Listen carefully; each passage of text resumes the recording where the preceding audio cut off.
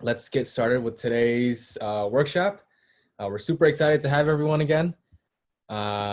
So let's get started with workshop number 2, computer vision. Welcome and welcome back. We have some folks from last time. We have new folks. I know Deb, our speaker today, tweeted out. And after that, we had a humongous surge in signups, which is awesome. So we have a lot of people signed up and hopefully some new faces. So because of that, let me just reintroduce myself real quick. My name is Shubhang. I'm an incoming master's student at Stanford. I did my undergrad there as well. Been involved in a lot of AI related initiatives, whether it's industry and academic research labs or teaching in AI. And so it's been a lot of fun. And I started this class called AI for Social Good with my friend Karan, who's on this call as well. And now we wanted to just democratize it to everyone now that COVID is happening and we're all just stuck at home. So Karan, if you want to introduce yourself as well. Cool, yeah, I'm Karan, so like Shubhang said, I helped create the class AI for Social Good at Stanford with him. And now I'm a research engineer at Google working on privacy preserving machine learning. So I'm glad to be here, glad to welcome you guys back, and hopefully we have a great session. Cool, thanks. So again, just to reiterate the sort of format, what we're gonna do is we'll have like the first 30 to 45 minutes will be reserved for like giving a small lecture on, this time we'll talk about like computer vision and CNNs. And then the last half, or hopefully a little bit more than the half, will be Deborah, Raji coming in and giving a research talk on some of the work that she's done. So let's get into it. A little bit of a recap from yesterday. Remember that we talked a little bit about logistic regression, how exactly that works. We have some sort of input vector. Last time we worked with word vectors as our input. And then we multiply it with some weights, add a bias, etc. Use sigmoid function to turn it into a probability. And then we compare that with ground truth to get loss, and then minimize loss to have a good neural network. And we can add more operations, more layers as they're called, to make a deeper neural network.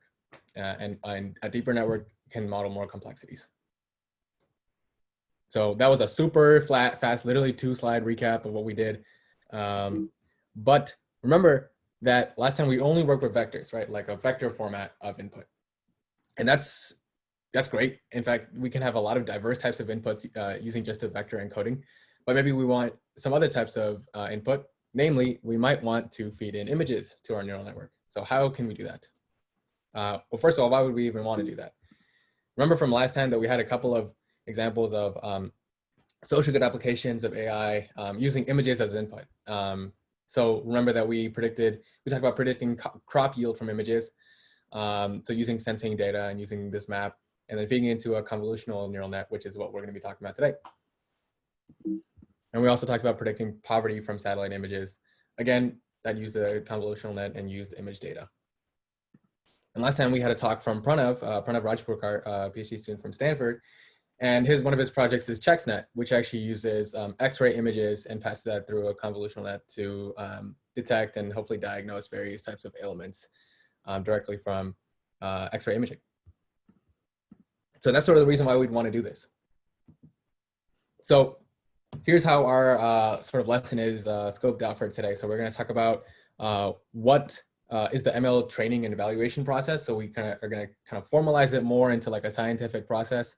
We're going to talk about how we're going to feed our images into neural network models and what are the shortcomings of this approach that we describe in point 1. So having a very metric-centric, I guess that rhymes, process actually leads to a lot of blind spots and shortcomings. So we'll talk about those. So let's start with point number 1. So we're going to be, for our toy example, we're going to be working with this ADDI, automatic diagnosis for dermoscopic images dataset, where we have 3 different types of images. Where we have something which is like a benign mark on the skin, something which might be a little bit more troublesome, we might want to look at a little bit more closer, and then melanoma, which is a type of cancer of the skin. But for our purposes, we're just going to group it into 2 categories, normal and abnormal, just so we can turn this into a binary classification task. So that's sort of our problem setup. So how do we do this entire training process rigorously? So remember from last time that we have this data, all this data, And then we feed it into our model. We compute loss, and we might even compute a metric, something like accuracy, or something else, which I'll talk about in a second. So the purpose of each of these numbers is that the loss is used to train the model, and the metric is used to evaluate model performance. So we want to minimize loss in order to make our model better, and we want to track our progress of the model and how well it's doing using this metric. But the thing is after we're done after we're done training our model, how do we properly evaluate it? It turns out we shouldn't use the same data that we used when we were training our model in the first place. And that's probably because it's already seen that data, right? Like, it's sort of unfair for us to measure our model's performance on data that it's already seen and it's tasked with doing well on. We're going to overestimate how well our model is doing, essentially. So we should probably be using some other data that it hasn't seen before. So here's what we're going to do. Oh, actually, any questions so far? Why we want to evaluate our performance on unseen data? Okay. I guess no one has any questions yet, so I'll just move on. So let's say that we have this huge blob of data, right? We have a lot of data. What are we going to do with it? We're actually going to turn it into 3 subsets: training data, validation data, and testing data. So let me explain what the purpose of each of these subsets are. So the training data is used to train the model. That's exactly what you have been learning about up until this point, and nothing has changed from that. The validation data is actually used to evaluate the model during training. So as we're training our model, we're going to be periodically tracking our progress by seeing how we're doing on this validation set. And then the test data is to see how our model is doing at the end. After all the training is complete, we're going to measure our performance on the test set and compute a metric, and maybe even compute loss just to see what the loss value is. And then we usually only do that like once or a couple of times. We don't really run our model on the test set that often.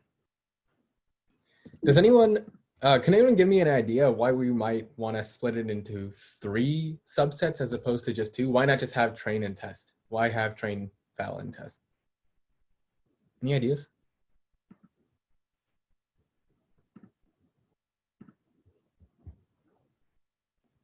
Anyone raising their hand? Okay, yeah, someone is. Yeah. I think one way I think about it is like the validation data set can be almost like a simulation of the test data set. So you first try out the model you've trained on data that it hasn't been trained on and see how it goes and see if you can improve the performance on the validation set. And that leaves you well prepared to finally run it on the test set. Yeah, that's a fantastic answer. Exactly. So that is exactly the case, that we want to think of our validation set as a representation, hopefully an accurate representation of our test set. And really, what is our test set? That's like that in of itself is also a simulation. That's a simulation of real world data. Like, eventually we want to push this model into some sort of application, some sort of real world, like production model or something that actually interacts with real life. And that's what the test set simulates. And the val set simulates the test set. So now you might be wondering, like, what's the point of all that indirection? And I think Fatima said something in the chat, otherwise you'd fit to the test set. Exactly. So as you're training, you're gonna train on your training set, you're gonna get our metric on the training set, and then you get a metric on the val set. And then you're like, okay, maybe I can increase the accuracy, increase the whatever the metric is. And if you increase if you keep looking at how we're doing on the val set, then we're gonna eventually, in a sense, overfit to it. Even though we are not training on the val set, we are gonna sort of overfit to the validation set because we're increasing our performance on the validation set. So then it's good to also evaluate our performance on a completely unseen set of data that we've never tuned our model onto in order to see how it's doing on, like, quote unquote real world data, unseen data. Does that make sense? So yeah, the long story short is we just want to do our best at simulating how our model is going to do in the wild. And the least amount of times that we can evaluate our performance on the data, the more sort of realistic it is in terms of simulating that real world scenario.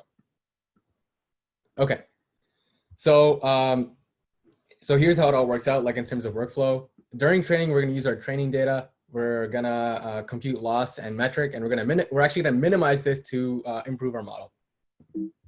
During training, every once in a while, we're also going to use the validation data and compute loss and metric. But we're only gonna use these to evaluate the model. We're not gonna minimize the loss, because if we were to do that, this essentially becomes part of the training set. And then after training is over, we use these two numbers on the test set to evaluate how our model does on unseen data, completely unseen data, essentially. And speaking of metrics, there are quite a few metrics that you can choose. It really just depends on what your task is, what you're trying to do. Today, we're going to be working with accuracy, which is just the number of correct over the number of total examples. And we might also use metrics like precision and recall. Don't worry too much about exactly what those are. We might talk about those more next time. But today, we're going to be working with accuracy. Any questions so far? I know that was a good amount of content.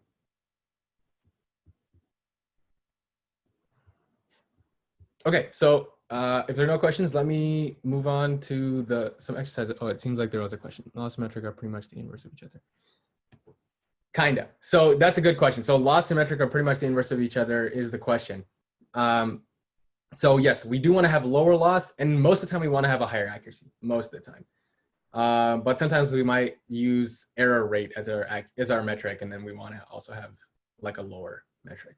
The other thing is that loss is unscaled. Like we don't have a scale. Like we don't know what's a good loss versus what's a bad loss. But metrics are usually like normalized, and it has like an actual intuitive meaning. So like accuracy, we know like this % of the data is actually being correctly classified, essentially.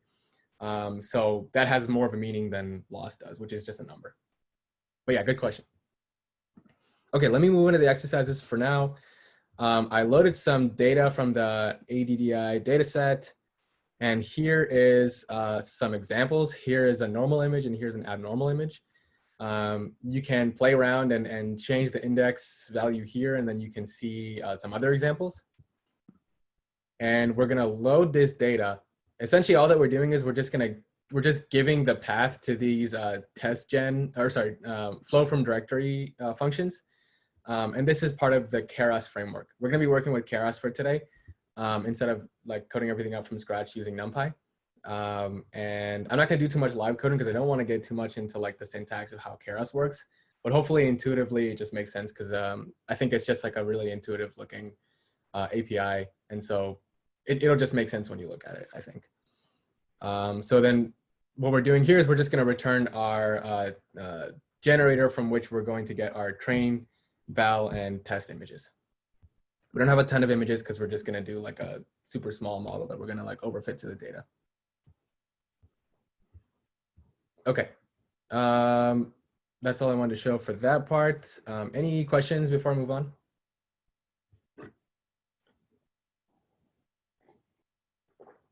Okay, so now to the main topic of today's lecture. How do we feed images into our model? So here's one idea. Let's say that we have this image, okay? But let's say it was actually only made of 4 pixels, just these 4. It's just a 2x2 image. One thing that we could do is we can unroll this image into a long vector. So we just take the pixels and we can like shuffle it around so it's one big vector. Now that we have a vector, we can feed it into our neural network like we did before. And we can just apply this linear layer, also known as a fully connected layer, by the way, which is going to be important later. We can just feed it into our linear layer as before, and have some non-linearities in between, and then that's great. We have a neural network, and it technically takes an image as an input. So does anyone have any ideas of what might be an issue or a shortcoming of this method?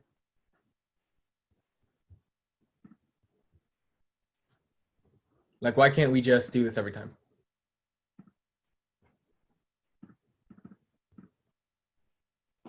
Any ideas?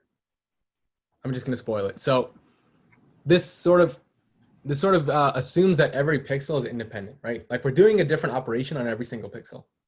And think about it. When you look at a picture, or even when you're like looking around in the real world, do you like take every single point in space individually and then like form an idea of what it is by looking at every single point individually? That's not how it works, right? We have an idea of like spatial dependence. We have an idea of like regions, and regions build up to create some higher level concept. And that's sort of what we want to have imbued into our model somehow. So we want to have an idea of like maintaining spatial dependence in our model. And that sounds kind of complicated. So we're gonna make our model see stuff. So let's try to derive how we're gonna do this by thinking of a real world example. If you have this picture of a dog, we usually snap to certain things that help us identify it as a dog, right? Like we have these different markers or different parts of the image, the ears, the eyes, the nose, the tongue, etc. All of those things help us understand the fact that this is a dog, right?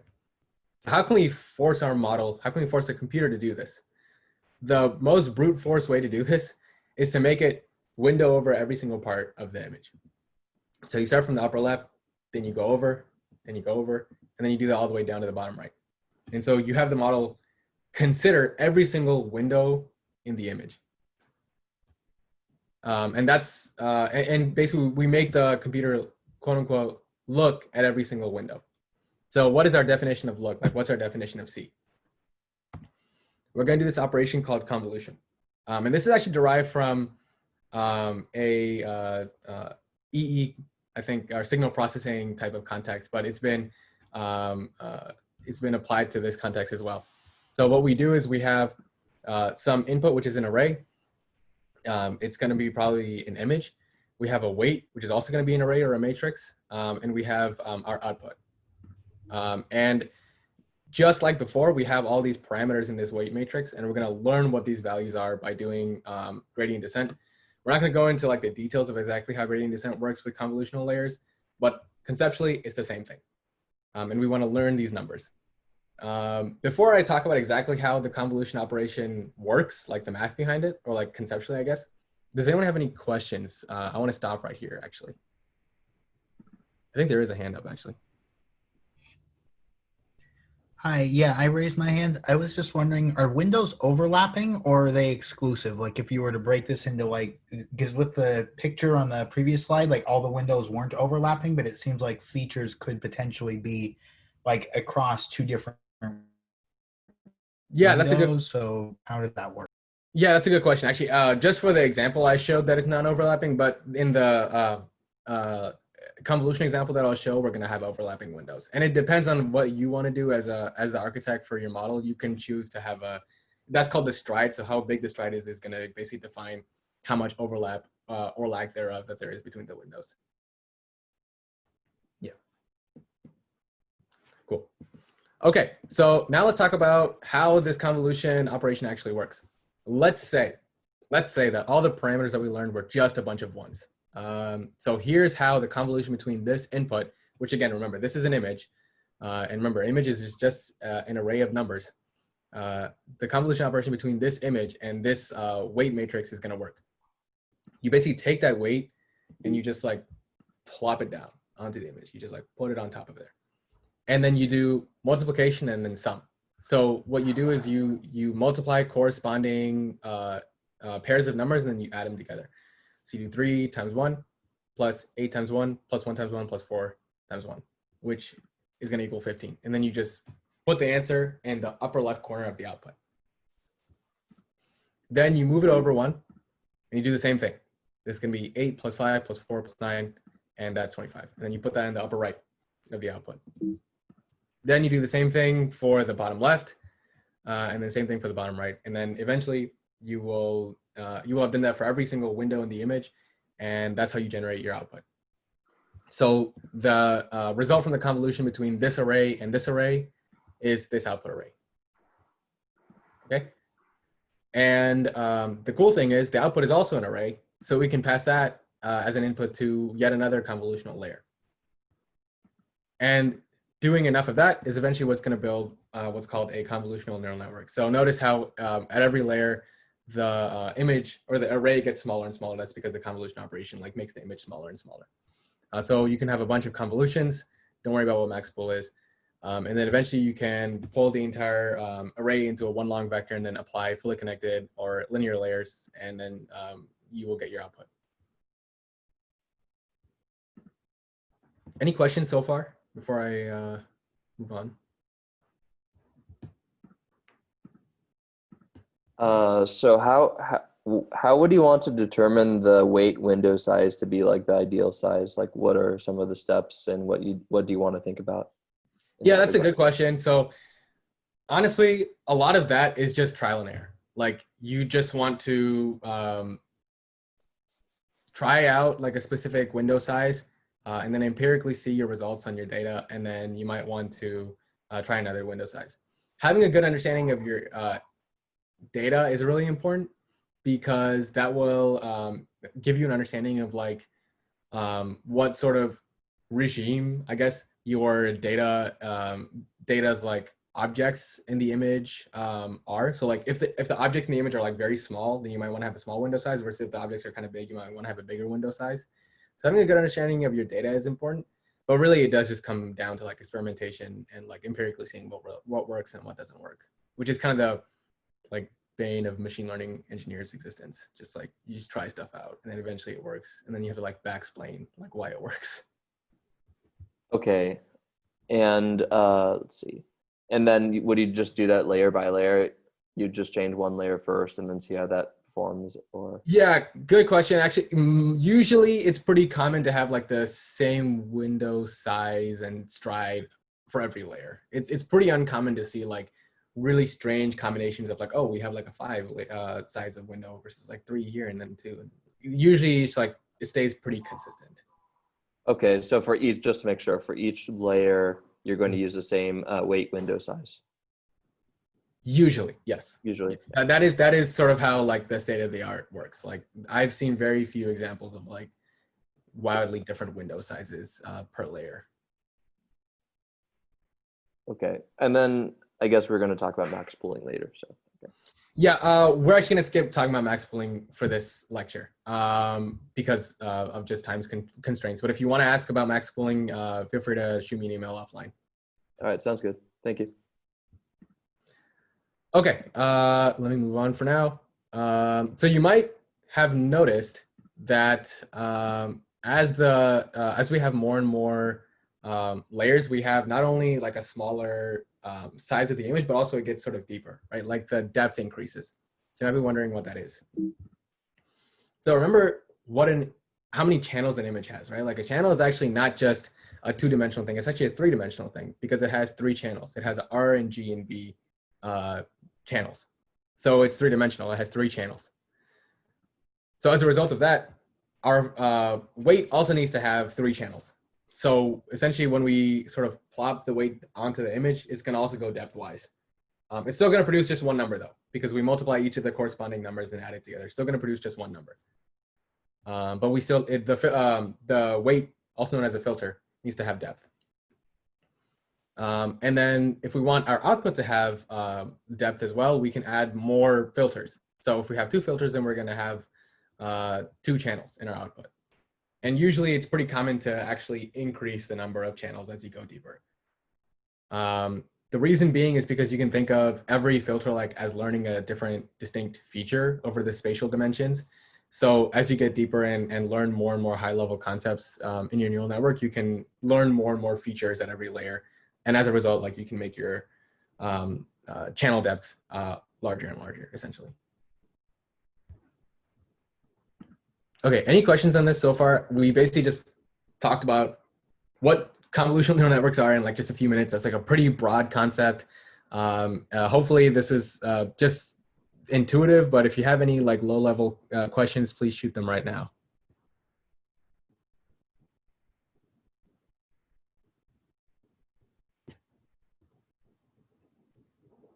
Anyone? So is the result matrix a sum of all channels? Yeah, exactly. Yeah. So that was in the chat. So remember, we want to do like a depth-wise dot product essentially. So we would overlay this filter onto this image, and then here we'll have like 12 pairs of multiplication, right? Because it'll be 4 numbers per, or 4 parameters per channel, and we have 3 channels. So we have 12 pairs of multiplications, and then we like sum them together. And so again, that'll just give us one number at the end.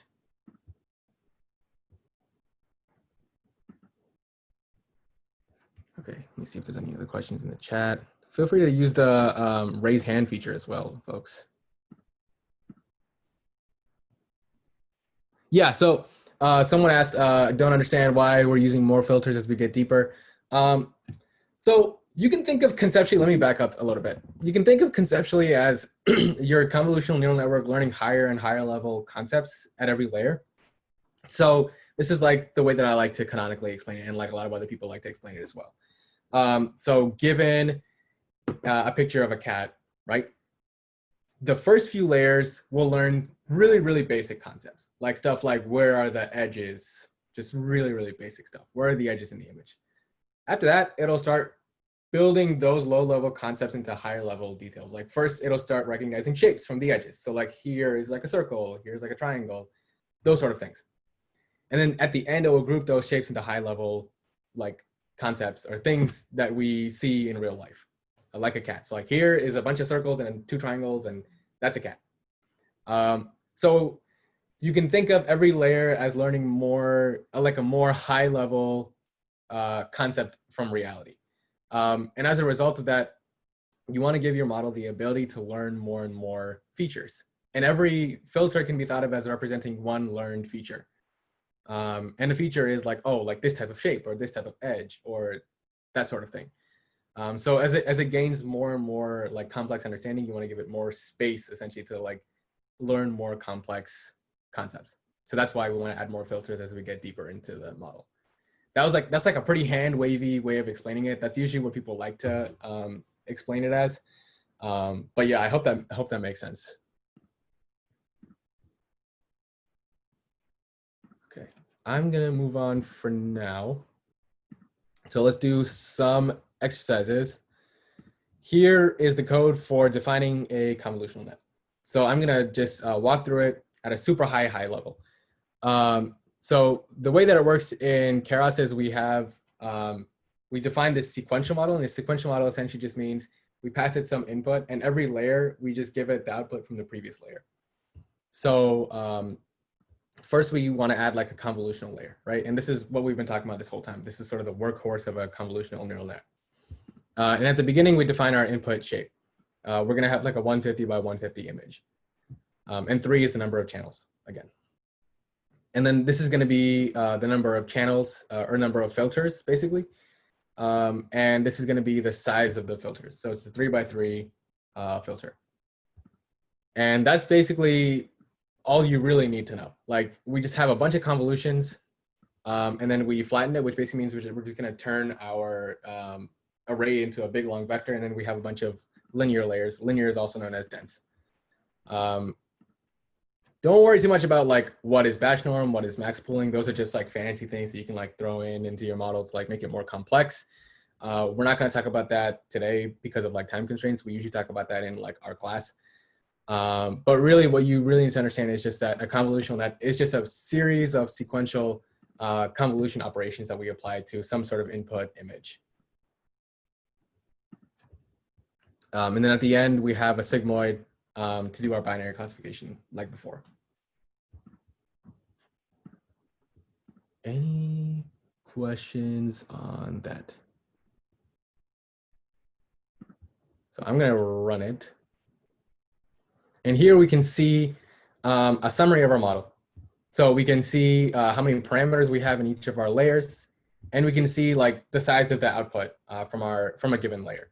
So we can see that like the input, if the input is 150 by 150, then a 3 by 3 convolutional filter is going to decrease the spatial dimensions by 2 pixels essentially. So it's going to be 148 by 148 output. And since we have 32 filters in that layer, we have 32 channels in the output from that layer, right? That's sort of what we talked about earlier.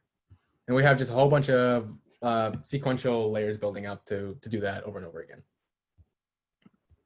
And then our output at the end is just one number, which is the probability for the binary classification that we care about. Okay, here I have some code to do some training. I'm not gonna run it. I'm actually just gonna load a pre-trained model.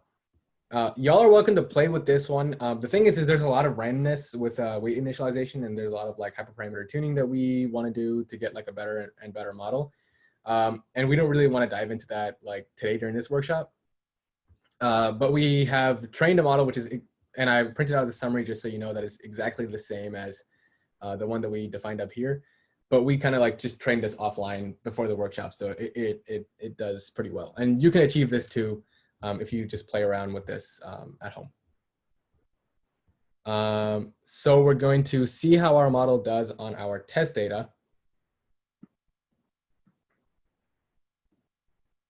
And as you can see, we have this loss value, which again doesn't really have too much meaning, but our accuracy, which is actually like interpretable value, it's a 72% accuracy, which is not bad. So 72% of the test examples we're getting correct on the question of whether this is an abnormal skin lesion versus a normal skin lesion.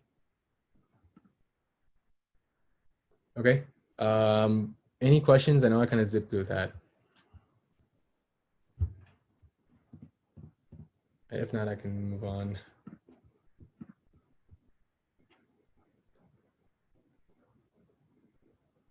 Okay, let me move on for now.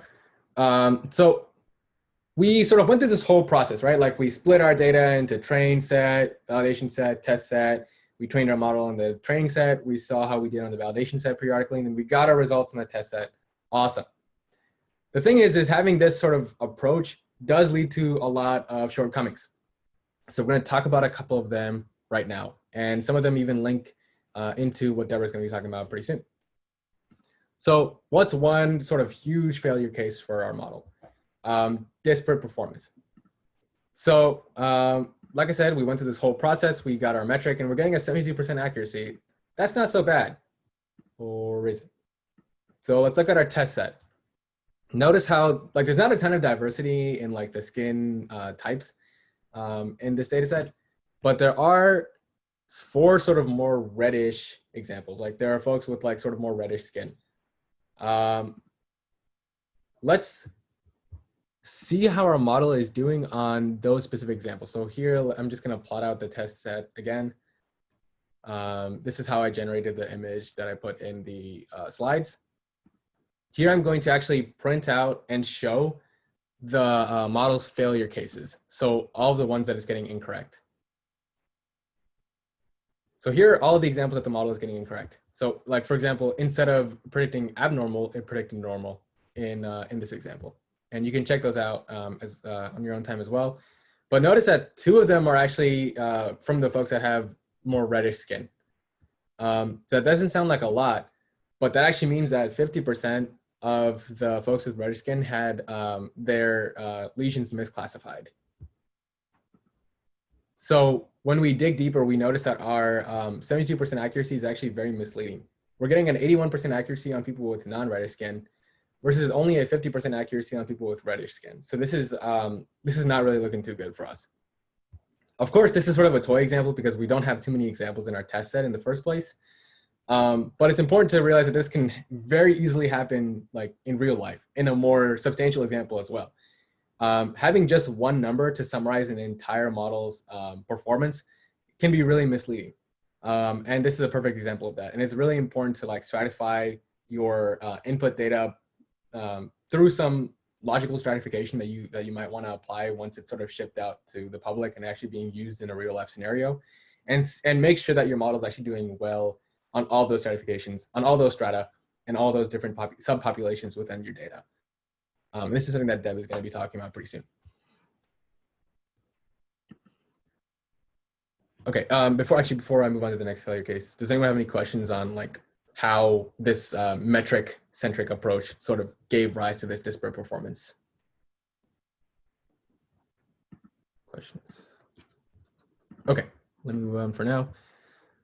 Another big failure case for our model is called adversarial attack. So it sounds kind of crazy, and actually it kind of is. So the way that it works is you have an input image, and we've already trained our CNN to do classification, for example, and we know that this is a dog, right? But the thing is, if we add some noise, then our model might think that it's actually something else altogether. And when you add the noise to the image, to the human eye, it looks no different at all. It looks like the same image. And we would be able to recognize it as a dog easily. But our model is going to think that it's something totally different. And we can actually create this noise in a targeted manner. This is not random noise. This is targeted noise. By having access to the model's parameters and doing some fairly simple gradient computations, you can actually perturb the original image itself in a direction to maximize the probability of another class and make the model predict something which is actually not.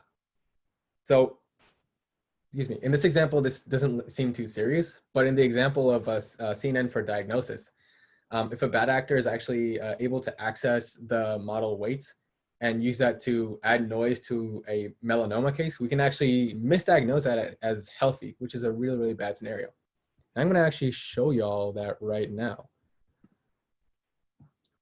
So we have this example of an image where the model has predicted that this is abnormal when it is abnormal. And below 0.5 means abnormal. That's kind of backwards. Usually abnormal is 1 and normal is 0. But in our example, in our code, abnormal is 0 and normal is 1. So just keep that in mind. So below 0.5 is abnormal and above 0.5 is normal. And since this is below 0.5, our model prediction is below 0.5, the model has predicted that this is abnormal, as it should, because it is. Now we're going to run this code. I've written up this code already. Don't worry about exactly how it works. But like I said, intuitively, what it does is we're computing the gradient of the image with respect to the probability of normal, essentially. So we're going to find how which direction we got to change the pixels of the image in order to maximize the probability of the normal class. And we're going to run that code, and it iteratively just perturbs the image a little bit every time until it gets another image whose prediction is 0.97, which is very confidently normal. You tell me, what's the difference between these two images, right? Almost nothing. In fact, if we subtract the two images, we need to literally multiply it by 100. We got to scale it up by 100 to even be able to see what the differences are. If I just scale it by 10, you can't even see, like there's almost no visible difference. So these look like the exact same image, but to the model, it's completely different because we've added some very specific, like targeted noise in order to make the model think that this is a healthy case when it's actually not a healthy case. So those are the things we got to think about, right? Like we have to think about when we have an approach where we're doing this process of like checking out a metric and seeing how we're doing and trying to improve our results on a metric, we're going to have a lot of blind spots. So in summary, today we learned a little bit about how we do our like sort of rigorous scientific process of training a model. And that involves training splitting our data into train, validation, and test sets. And we learned about like what the purpose of each of those subsets are. And we talked a little bit about how having an approach which emphasizes metrics as opposed to like a holistic approach to modeling will lead to a lot of blind spots. We talked a little bit about a couple of those.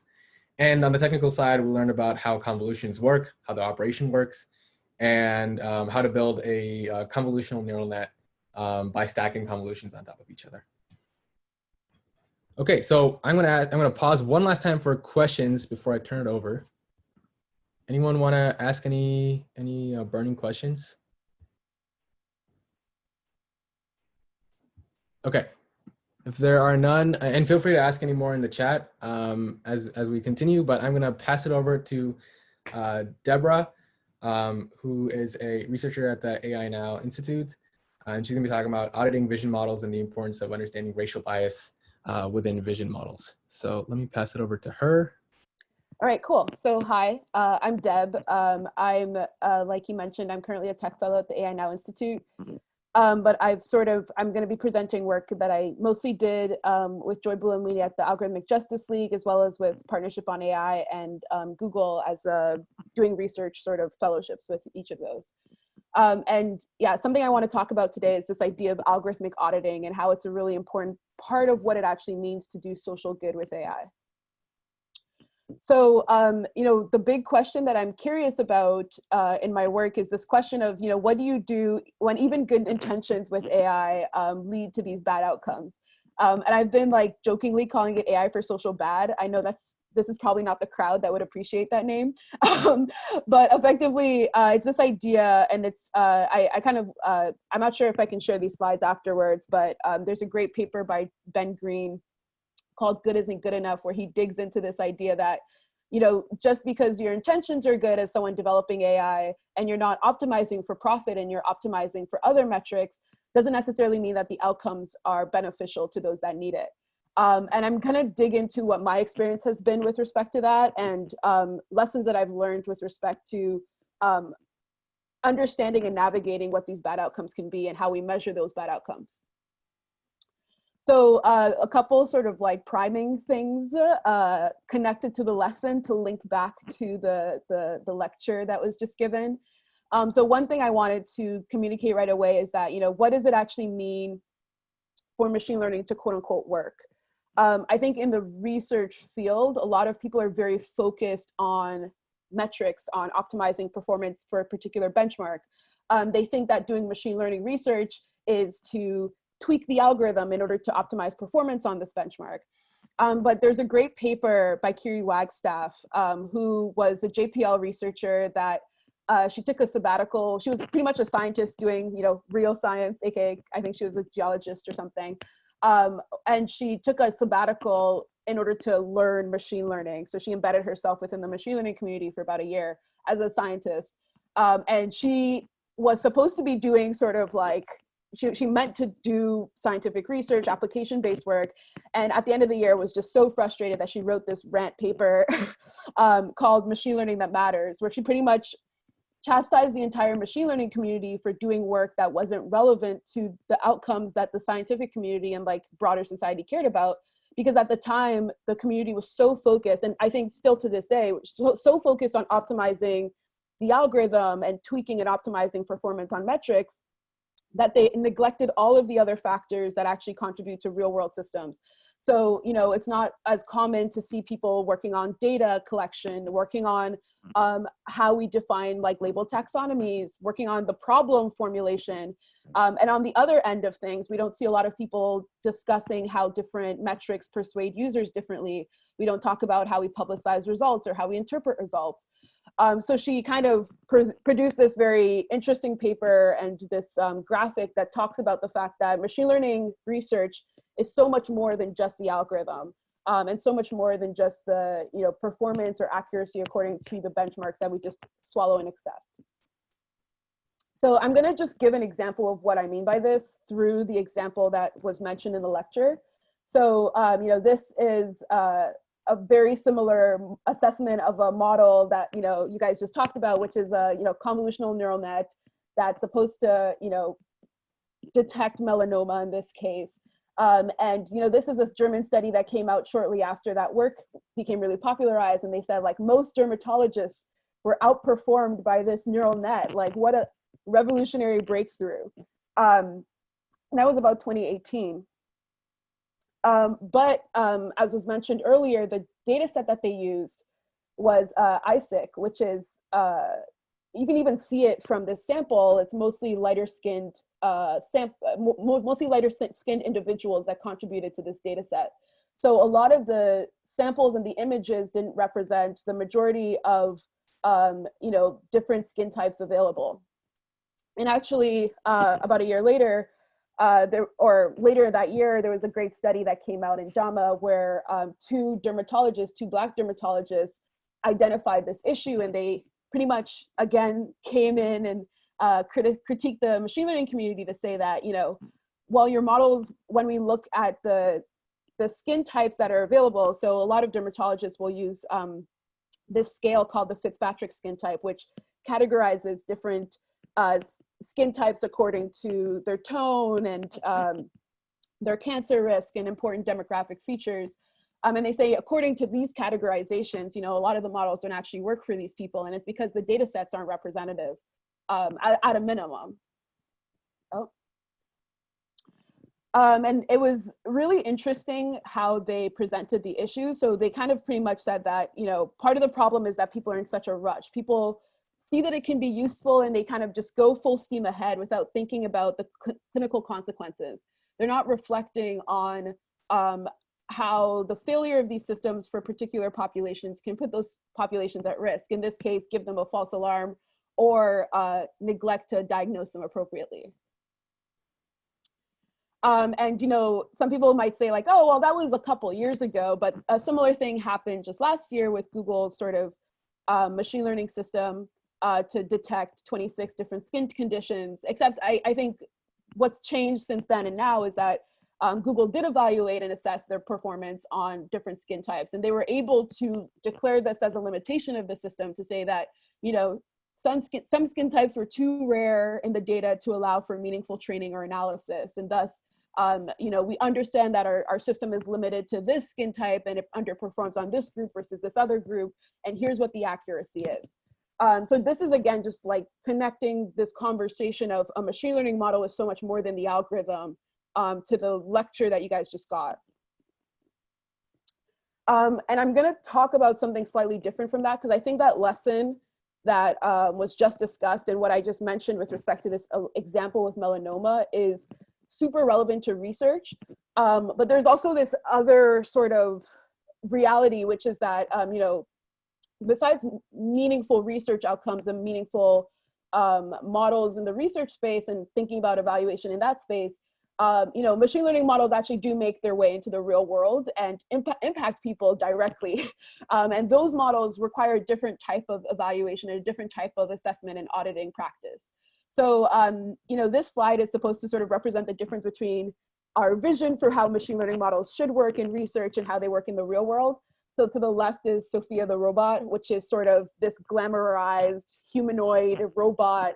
And there's only one Sophia, and it's kind of this this prop, and she does tricks and she smiles and she talks in a humanoid voice. Whereas to the right, you have sort of the Roomba. And the Roomba is the most common, most common commercial robot out there. It's in the most homes, 500,000 homes in the US. It affects many, many more people than Sophia does, but it's also much less sophisticated than Sophia is. It's much simpler. The sort of coding that goes into that is much less intense. And you can sort of see Sophia as the vision of what we have for AI versus, what we actually see when I'm doing my work auditing real world systems. We see a lot more Roombas. We see a lot more very simplistic models that are everywhere, that are impacting so many people. So that's kind of the difference between research and the real world and how these models appear. Oh, trying to change. Oh, no. Yeah, and with the widespread use of these systems, these Roomba AI systems, it kind of necessitates a new level of attention and care that needs to be paid attention to with respect to bias and abuse. So here's just a couple headlines, including the one that we saw around dermatology, but situations of facial recognition and voice assistance, recruitment tools, recidivism scoring tools and risk assessments, speech recognition tools that are widely deployed in society, and thus more difficult to keep track of, but also it's becoming increasingly evident through these headlines, all the different issues that are arising as these systems become more and more popular.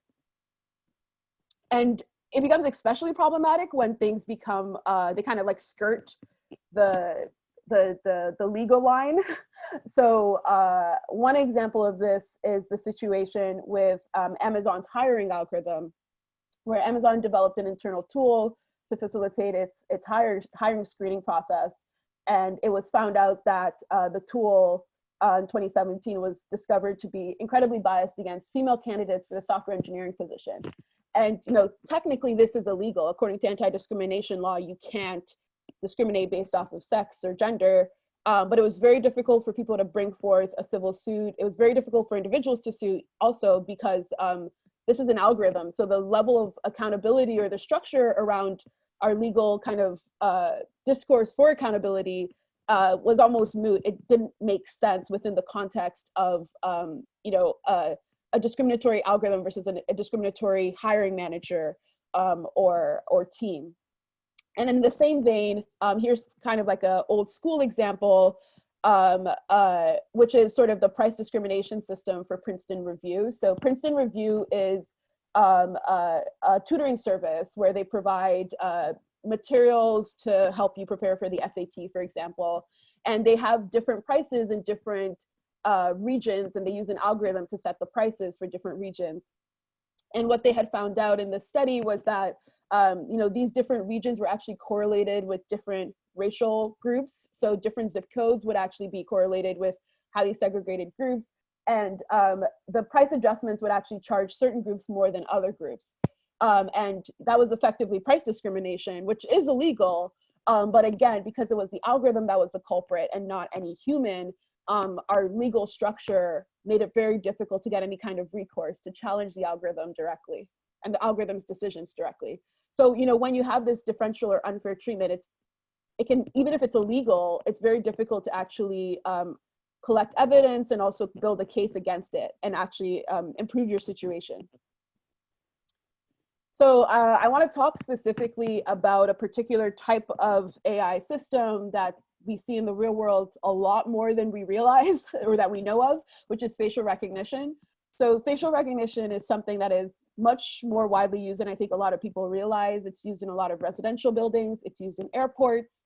It's used in schools. It's used in different departments. There's a very recent story about how Rite Aid was deploying facial recognition systems in hundreds of stores in the US. A great paper called, or a great report called The Perpetual Lineup about the police use of facial recognition in America and how big their databases are of sort of American identities. Facial recognition is a tool that is very difficult for someone to understand is sort of being used on them, but it usually affects a lot of us. And we understood it to be a very kind of important technology to pay attention to because a lot of people were suing. So we knew, people were worried and people were not happy with the tool. Facebook had to pay a huge fine to settle a facial recognition lawsuit. ACLU was suing to get access to understanding the technology and being able to audit the technology. Google was sued, Apple was sued, Uber was sued because they were using facial recognition as part of the app to register and to sort of sign in as a driver, as an Uber driver. And that app was not working for people of color and it wasn't working for transgender drivers. So there was a lot of activity and animosity around this technology, and it was an application of deep learning and AI systems at the time that was very widely used and also causing a lot of trouble. So we thought it was sort of a good technology to pay attention to. And I'm going to focus my comments on our work with facial recognition. But in general, what algorithmic auditing is supposed to do is that it's supposed to hold these AI systems accountable. It's supposed to be a way for us to accumulate evidence about the disparate performance that we see in these systems as an outsider, as an advocate, and actually facilitate or push forward more positive outcomes. However, there's issues, there's very serious challenges with doing that. This is a hard slide to read, so I don't expect you to try to read all of these, but it's just me dumping out a bunch of past audits that have happened in the HCI space. So, the government already had an annual test for facial recognition and was already testing for it. There's already a bunch of audits that had happened in the past. We definitely were not the first people to invent algorithmic auditing. It's a practice, especially in the HCI space. So the human-computer interface kind of community was already doing a lot of algorithmic auditing on online platforms. However, they all had kind of very specific roadblocks that made it very difficult for those audits to be effective in changing corporate and policy outcomes. So, one issue was this idea of benchmark bias, which is that the test sets that we were using to evaluate and to assess and to audit these systems were themselves unbalanced. They were themselves sort of unrepresentative. And that was a huge issue. The other thing too was the access to targets. So a lot of the past audits were not looking at the model directly, but looking at the end product or the end application. And that was making it very difficult to figure out if it was the model that was causing issues or if it was, a UI or UX kind of graphical interface feature or some other aspect of the application outside of the model. A third issue was that the lack of public pressure. So a lot of these past audits would either not name any of their targets or would only name a single target, and honestly, the public just didn't care when they would publish their results. It didn't attract any media attention, and it didn't actually, and it was hard for advocates to sort of find the work and connect to the work and integrate it into their advocacy. And then the final thing was hostile corporate reactions. So when you point out a limitation of a deployed product of a very big tech company, they get very upset, they get very angry, and you know, protecting yourself against that is a very important thing. So we came in with the question of sort of how can algorithmic audits be designed to address these challenges and lead corporations to mitigate bias concerns. So I'm going to talk to you about what we did, and we sort of designed this idea of an actionable audit, an example of which is gender shades. And I'm going to talk about exactly what we did to address these challenges and how we try to make gender shades an audit that would actually lead to different corporate behaviors and different policy outcomes. So we described the whole process for this in a paper called Actionable Auditing. I encourage you to check it out. And I did this work with Joy Bulamwini at the MIT Media Lab. So what is gender shades? These are a lot of words, but pretty much what it means is that we were evaluating this deployed product for a facial recognition model that was attempting to identify if a face was a male face or a female face. And we were doing this as external auditors. So we're doing this without any direct access to the model itself. And here's how we kind of approach the four challenges that we had identified in terms of making our work relevant and meaningful towards changing corporate and policy outcomes. So one thing that we did to address the benchmark bias issue was that we looked at anti-discrimination law itself and how they had been thinking around assessing for disparate outcomes. And there was this concept of intersectionality and looking at different individuals and trying to identify the populations that you were worried about and including those populations in sort of a user representative group that you could talk about. So we integrated that into our design of our own benchmark. There was the idea to address the access to target issue that was sort of plaguing the HCI work, where instead of looking at the online platform, we decided to look at these APIs. So we decided to look at the model that was kind of being delivered directly itself. And we borrowed a methodology called the sock puppet audit from the HCI literature and adjusted it to fit our particular context. In order to address the public pressure issue, we looked at financial audits. So I'm not sure if anyone here has any kind of finance exposure, but they will sort of publicly name all of the targets. You have to put in a report that's accessible. There's a sense of, there's a certain amount of required transparency through regulation. And also they make it an industry-wide requirement. So they make it so that multiple companies have to disclose this information publicly. And we thought that was a great way to sort of attract public attention to these issues and create some pressure for these companies to react to our audit and take some action. And then finally, to address this issue of sort of being scared that the companies are going to get mad, we looked at information security. So information security is pretty much the literature around, you know, if you have software that's buggy or that has a particular, you know, computer virus, and I'm just a hacker that's identified this virus, there's a very set procedure, and it's called the Coordinated Vulnerability Disclosure Procedure. And it's pretty much a step-by-step guide on how you think about communicating that bug.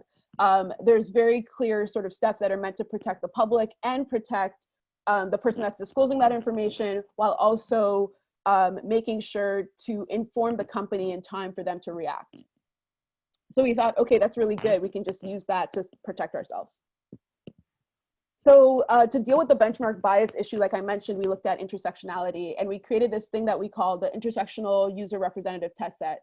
So we said, you know, we care about these populations. In our case, we cared about the darker female, darker male, lighter female, and lighter male populations. So we said, okay, we're gonna build a benchmark that has pretty much an equal representation of all these different groups we care about. And what that actually translates to is a benchmark that was very different from every other benchmark at the time. So here is a chart of all the major sort of facial recognition benchmarks at the time,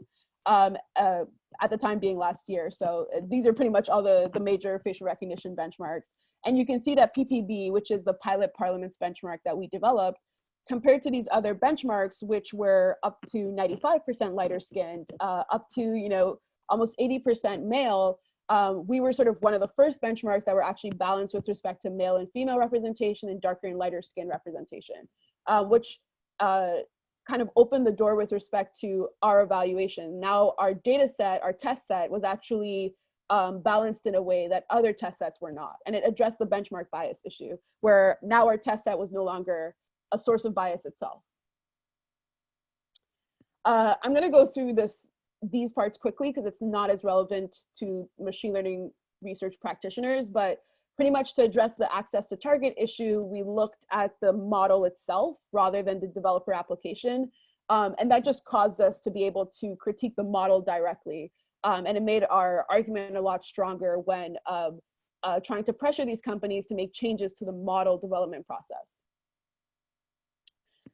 Again, to sort of address the public pressure issue, we named our targets. So in our case, we were working with Microsoft Face++, which is a Chinese facial recognition company, and IBM. Naming these targets was very interesting because immediately the press, these are big tech companies, the press was very interested in the results, and there was a lot of press attention to the issue. But more importantly, by having multiple targets, because like I mentioned in the past, past audits would either have multiple unnamed targets or a single named target. But by having multiple named targets, we were able to create this sort of interesting competitive dynamic where IBM responded, and then Microsoft felt like they had to respond, and then Face++ felt like they had to respond. And then once IBM released a new model, that the rest of them felt like they had to respond. So that was an interesting dynamic to see play out. And I think that by taking this approach, we were able to push these companies to respond to our audit and actually take action. And then the final thing was this idea of avoiding hostile corporate reaction. So when you evaluate and assess these models from afar as an auditor, how do you make sure that you don't get sued or in trouble? And like I mentioned earlier, information security has this very cool process that they've developed and that's well studied called the coordinated vulnerability disclosure process.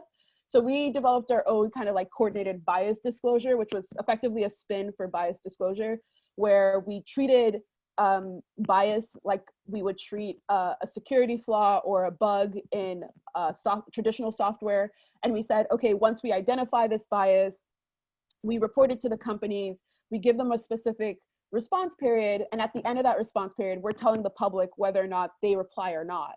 And if they do reply, then we're obligated to report their response in addition to our original results.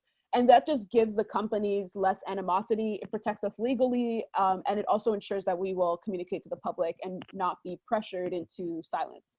So that was also an interesting thing with respect to making our work more effective. But the big question was, did gender shades actually impact corporate behavior? Was it actually effective? And the way that we evaluated that or try to measure that was to look at the results of the gender shades audit on the target companies of Microsoft, Face++, and IBM, and then looking at how those models performed or how those products performed a year later, and then comparing that to how products at other companies that were not targeted by our audit, such as Amazon, such as Kairos, performed, and seeing if our audit, our initial audit, had any sort of influence on the way that the corporations reacted and evaluated their models or developed their models. So, the companies were saying things, so we suspected that there might have been improvement. All three of the target companies from the initial audit, within 7 months, had released new versions of their applications, of their APIs. So we knew that we suspected that there might have been some improvement. And here's some statements, most of them talking about improving based off of recent concerns or directly citing our work in saying that, our work catalyzed some commitment within the company, or it prompted them to use different training data and different recognition models or capabilities. So we were like, okay, let's test it and see if you're actually saying anything that pans out with respect to the data. So this is the overall results for our benchmark. And you can see that based off of the aggregated accuracy, you can already suspect that the targeted companies made those improvements from 2017 to 2018 in terms of minimizing that bias. And the non-target companies don't do as well on the benchmark.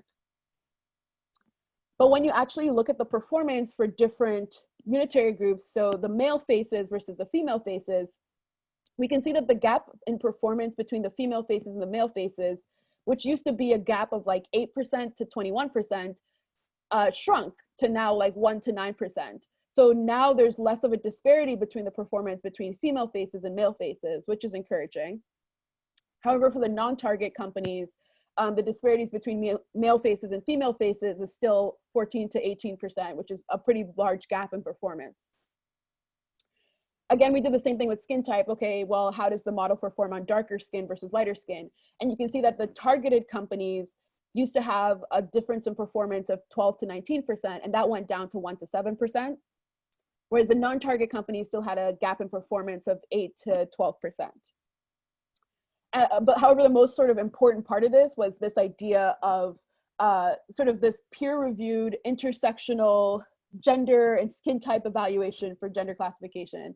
Meaning, the groups that we do care the most about are these darker female, darker male, and lighter female groups. How does this model perform on these different groups? And how did that change? And how is that affected by our initial audit? So with Microsoft, you can see that a lot of the improvement to the model happened with that darker female subgroup.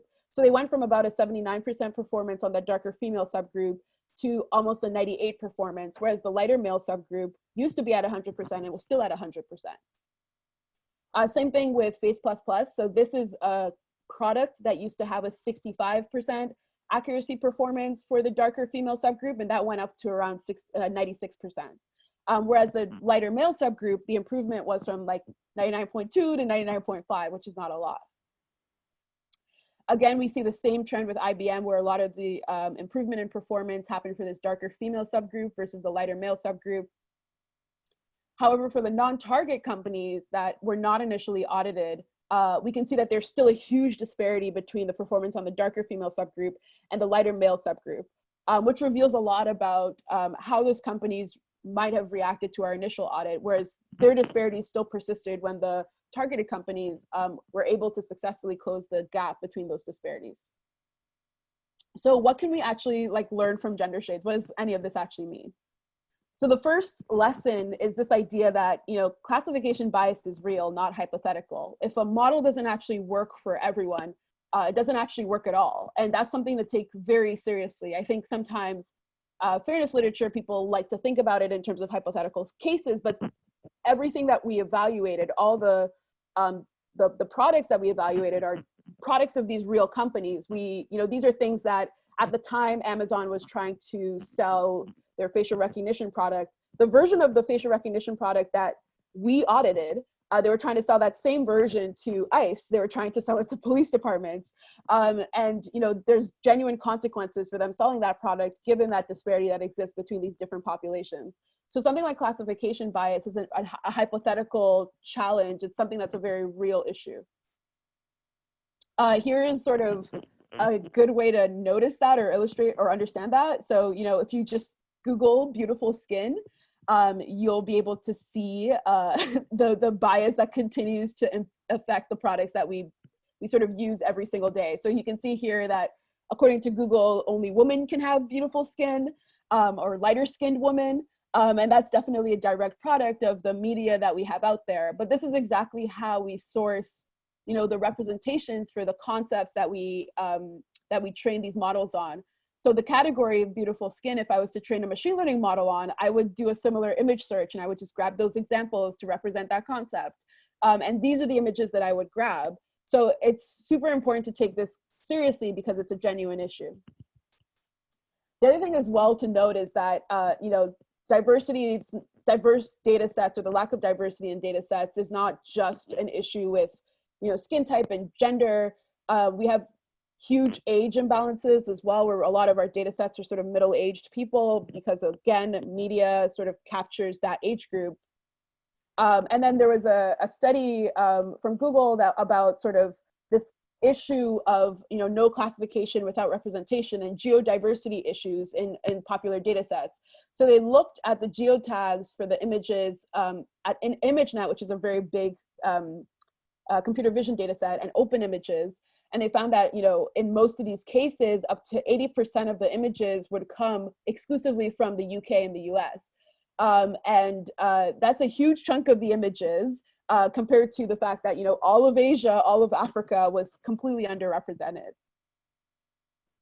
And the result of that is this situation where if you search or try to predict for something like a wedding, what you see is this very traditional Western wedding sort of getting accurate predictions, but maybe an African wedding or a wedding from really any other cultural context not getting an appropriate prediction. The other sort of side effect or issue is this idea of encoded stereotypes, where if all the Black people in your training set are playing basketball, then you have a situation where every time your model sees a darker skinned person, they'll just assume that person is playing basketball. Here's a figure from a paper from Mustafa Sis, where he talks about this idea of, because of the skew in the training examples, all of these people are actually playing the same sport. So, you have the top and the bottom image, they're all playing like ping pong, rugby, they're all members of similar teams even in some cases, but it will sort of predict all the darker skinned people to be playing basketball and accurately predict the bottom row. And then in the case of facial recognition, these failures are sort of interesting in different ways. The most innocuous version is the fact that we now have these beautiful face masks that we're wearing in the COVID era. And that's really messing with a lot of facial recognition algorithms. And the National Institute of Standards and Technology did a great study where they found out that these algorithms fail as much as 50% of the time just because you're wearing a mask. So they're very fragile. Researchers recently found evidence of bias in the facial expression data set. So it was predicting that people of color appeared to be angrier than other examples because of the bias in the data sets. And then the other sort of thing to remember with respect to, classification bias being a very real issue is that in the few instances where we can convince different government agencies to do pilot studies, those pilot studies are really big failures. So MTA in New York did a pilot study. It's like sort of the transportation agency in New York. They did a pilot study and they found a 0% accuracy rate of their attempt to use facial recognition to identify negligent drivers, meaning that the facial recognition system worked none of the time.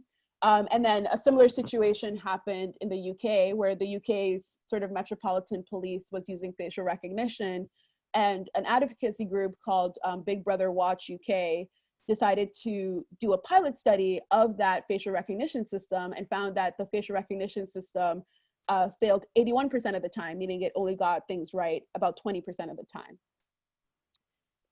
And the reason that matters is because, this can actually lead to serious consequences. In the case of Robert Williams in Michigan, it led to a false arrest where he was actually falsely taken into custody and had to, secure his lawyer and prove his innocence, even though he had done nothing wrong. I've personally had to work with a lot of lawyers around immigration cases of people falsely being targeted as suspects by ICE for deportation because of a faulty facial recognition algorithm confusing them with another identity. So it's a very serious consequence.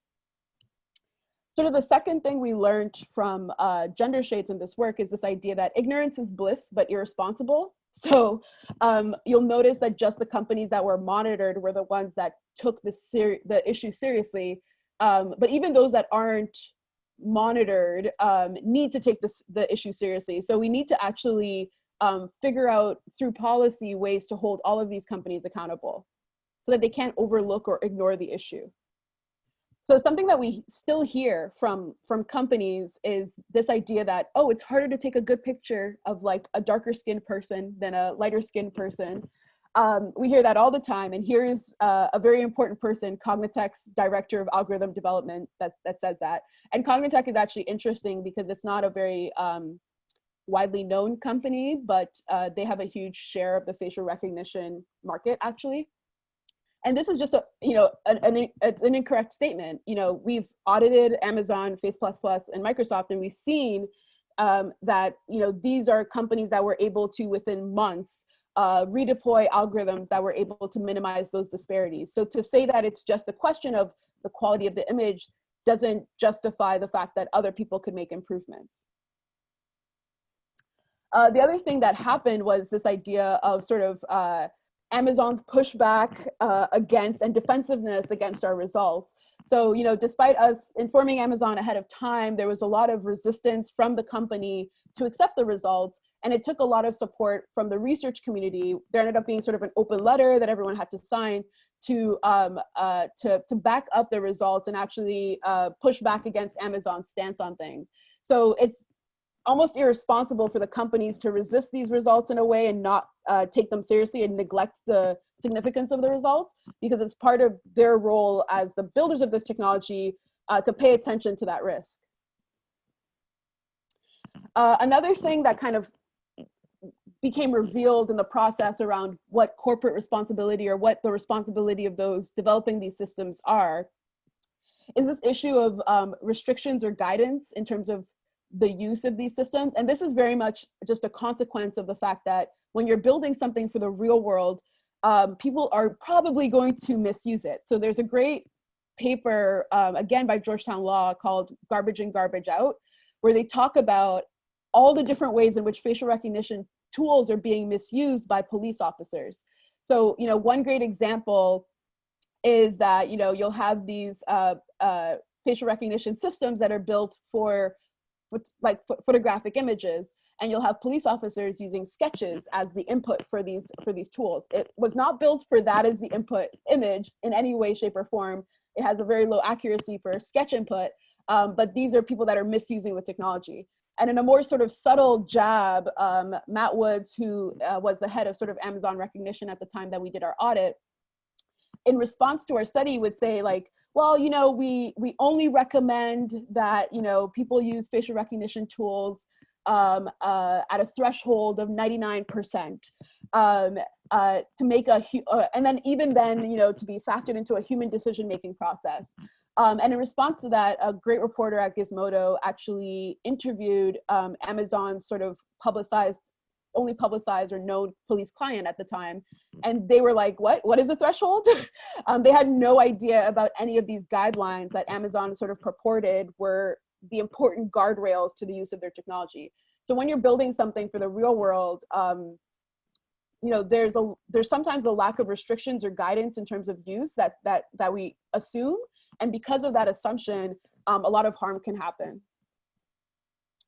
Another sort of issue with respect to sort of corporate responsibilities and roles is this idea of misuse, abuse, or weaponization of the machine learning technology. So in the case of Amazon, they were selling their facial recognition systems to law enforcement. They had met with ICE officials to sell the product. And this is a sort of corporate responsibility issue outside of the scope of how they were evaluating the technology, but more so who they were letting use the technology and have authority over sort of a very influential technology.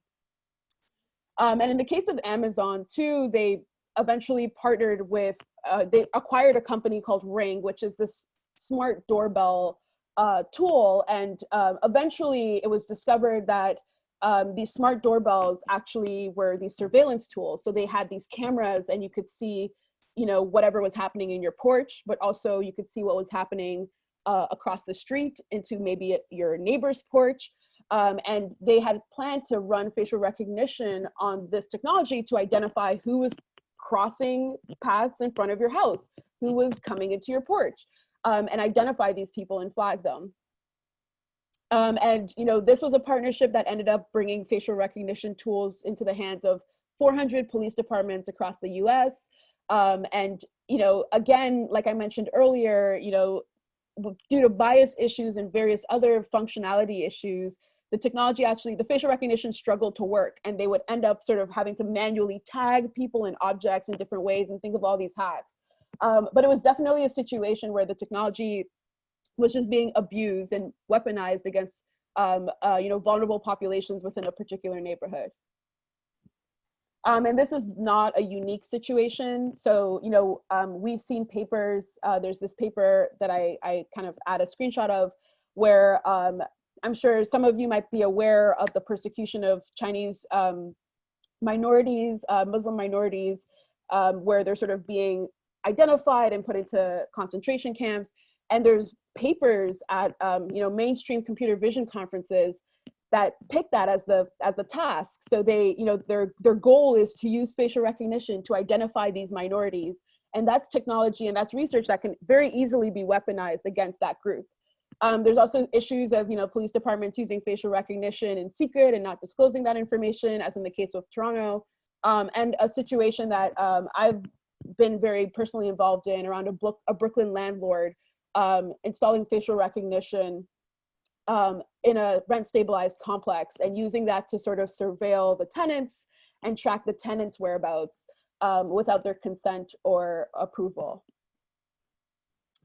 And sort of a final lesson that we've learned, or one of the big lessons that we've learned through Gender Shades, is this idea that audit design really matters. You know, you can make design decisions about how to evaluate and assess your models and your tools in a way that can encourage certain public and corporate reactions. So in response to our work, we've had a lot of sort of consequential action coming from different governments in addition to the different companies.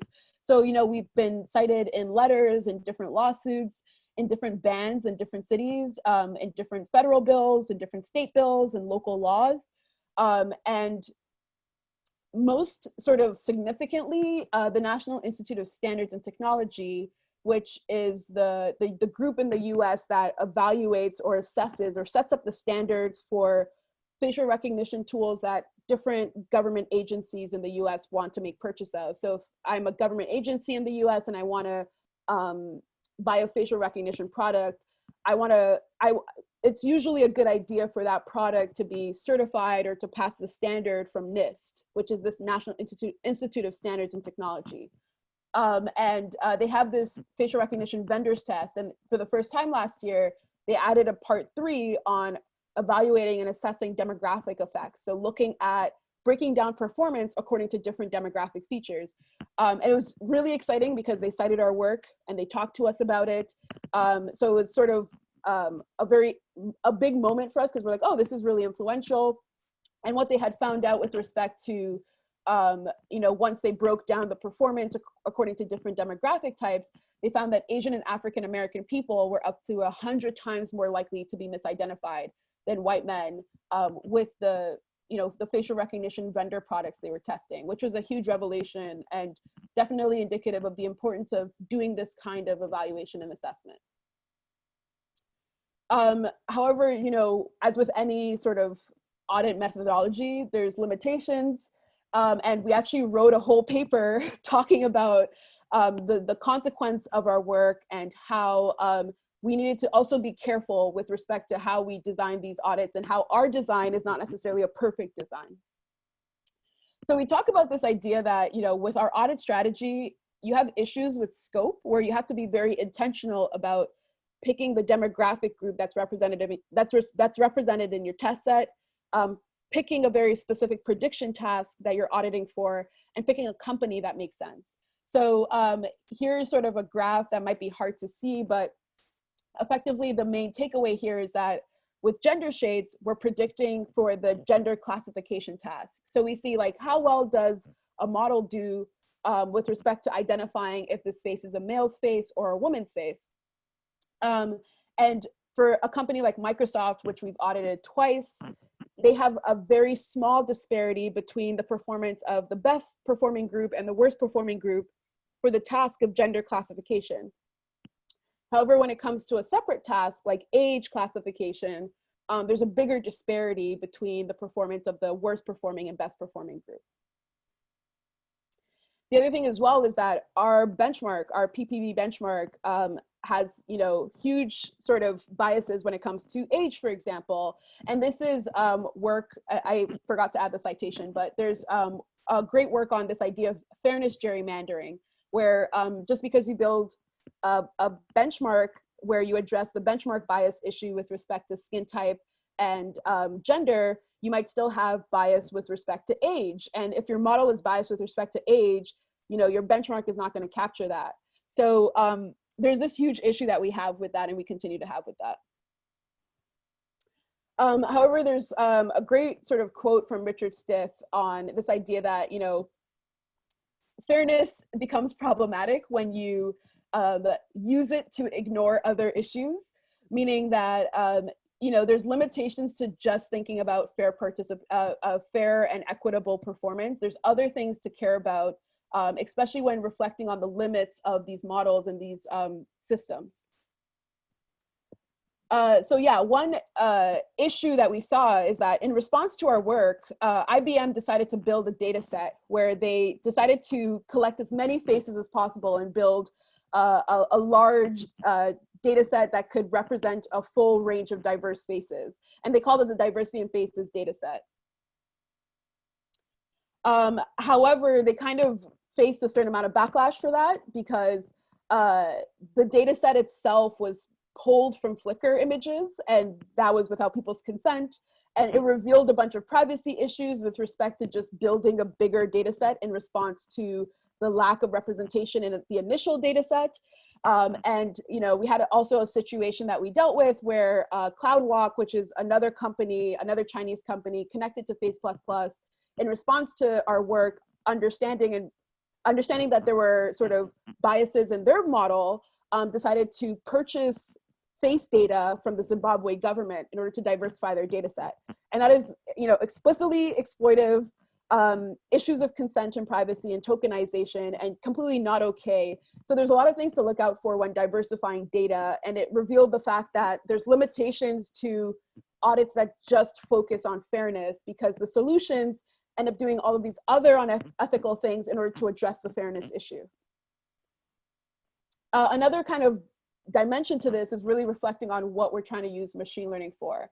And this idea of task selection. So, you know, here's all of these different companies, and they're all doing different things. You know, some of them do face detection, some of them do emotion detection, they detect gender or age, they try to track faces, they try to predict ethnicity.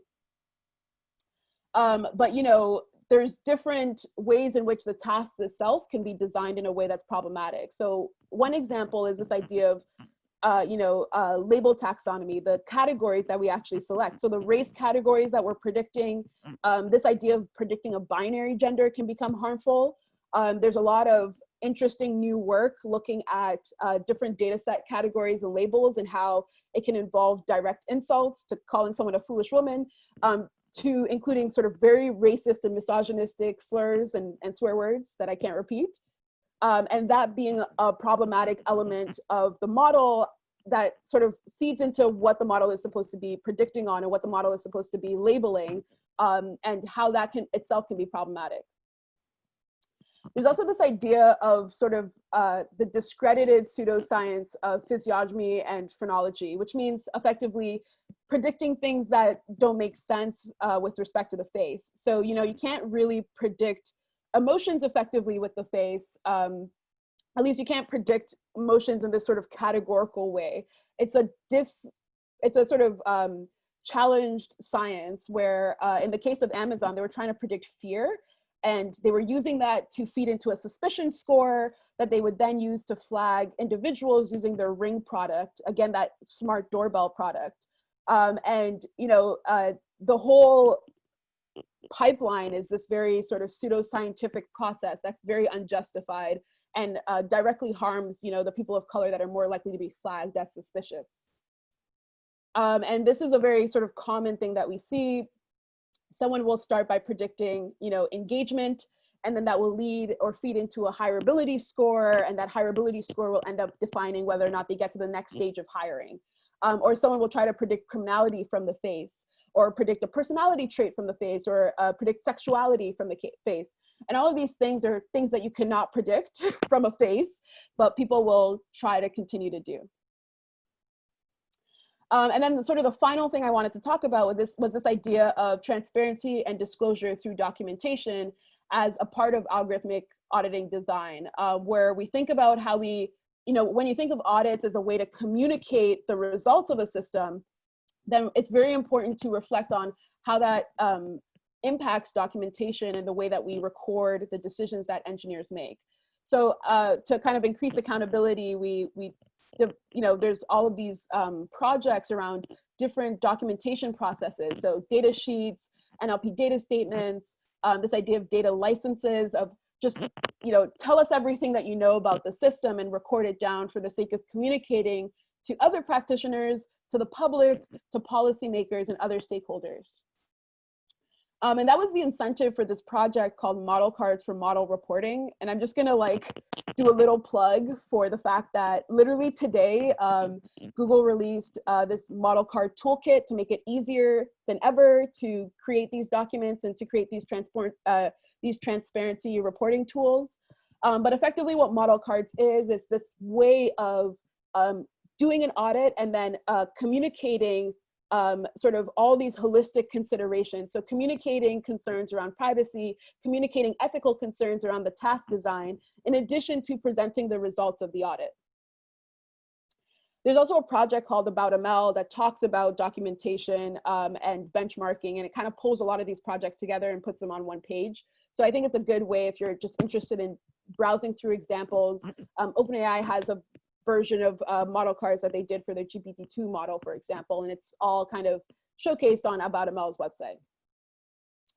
And I'm just going to briefly mention another project where we talk about all the documents that exist and that are broadly used. And then we kind of realize that there's all of these other documents that we could take advantage of as part of a way to validate different elements of the model. And this is definitely beyond the scope of what you might be doing for your sort of local project. But for a big company like Google or other sort of multi-team or multi-stakeholder AI for social good or just basic commercial machine learning products, it's important to browse through some of these options from different disciplines and actually think about the decisions we make as engineers and how we record it. So I just wanted to plug that project if people are interested in checking it out, or if they're working with a bigger team and they want to introduce that idea of documentation and disclosure. This is a good way to just get exposed to multiple types of documents and how they can inform the way that you structure these systems and report all the risks involved in building these technologies. And then I'm going to sort of end with a final lesson, which is sort of going back to the beginning, to the melanoma example. Something that I find very interesting is that with the melanoma example, it's a technology that does not work for darker skinned individuals, but it would have been great if it worked for darker skinned individuals. There's a quote from the article that says, it could have had a big role to play in terms of helping marginalized communities who can't get a dermatologist. It could have, really been a way to support, people from a very specific demographic. And then, the article also ends with this quote of, AI isn't actually bad. It just, in this case, we just wish it was inclusive and so that it could actually be useful for the people that needed it. And that was sort of the attitude with the melanoma detection case. But in the facial recognition case I just described, the tone is very different. People talk about facial recognition being toxic. There's a great paper called, Facial Recognition is the Plutonium of AI. And we have a lot of advocates that we work with that talk about this idea of facial recognition being a tool to harass people of color, to put them under surveillance. In addition to it not working on them, it just compounds the risk that they have to experience because of this very inherently toxic or dangerous technology. So it kind of leads to the conclusion that, when things work, sometimes they can be harmful, even if they're also harmful when they don't work. So facial recognition kind of causes harm when it does work, and when it doesn't. And it's not just a case of sort of inclusive design, as you would see with the melanoma case, where, you know, all you need to do is make it work for this excluded population. There's multiple areas of concern that exist. There's multiple roles and stakeholders involved. And the point of auditing is not necessarily to just point out a disparity to fix, but to also create this path towards opposition and even abolition. So, you know, something that we've experienced was after our paper came out, all of these companies were, you know, talking about the need for regulation and corporate responsibility. There were a lot of articles of, you know, different marketing representatives from these different companies talking about, like, yes, you know, we've identified that there's this bias issue, there's this concern, and we want to see regulation. But they were still selling the product at the same time. And it took about like 2 years of active advocacy, active campaigning, in addition to sort of these Black Lives Matter protests sweeping across the US, in order for you know, Microsoft, Amazon, and IBM to finally back off from the facial recognition market and stop selling facial recognition technology to the police. So it was an interesting thing where, you know, our work kind of moved from just being a way to show that these technologies were flawed and racially biased to actually getting these companies to pull that product, that identified sort of dangerous product, off of the market. And then sort of, you know, what that reminds me of, or what I often go back to when I think of that, is this idea that, you know, human-centered design doesn't start with a solution as at the premise. So, you know, this is a great essay in critique of, actually, you know, Stanford's human-centered AI Institute, where he talks about this idea that, you know, when you're building something for humans, you don't actually start with committing to AI. You start with committing to the humans that are involved in the process. And what that means is that, you know, you're not manipulating these humans in order to be able to use AI. You're actually focusing on them and their own greater good. So, you know, that kind of leads us to think about or redefine what it actually means to do AI for social good. There's a lot of people, and you know, this is a slide I use often. So usually I'm in a room of people and I'm having this conversation, but I guess virtual room, there's a lot of people sort of outside of our space whose perspective and participation really matters. These are the people that are affected by these systems the most. These are the people at greatest risk of sort of being affected by the models that we're building. And they don't actually participate in terms of building the systems themselves. And they're the people that we should actually care the most about and prioritize. So, you know, their well-being is all that it means to do good, even if that involves sort of challenging and dismantling AI systems rather than building new systems. Yeah, so that's it. Thank you.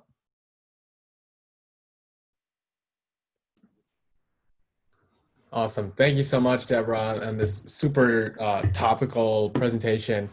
We did this last time. I'm going to do this again. I'm going to ask everyone to unmute. If you can, please give it up for Deb.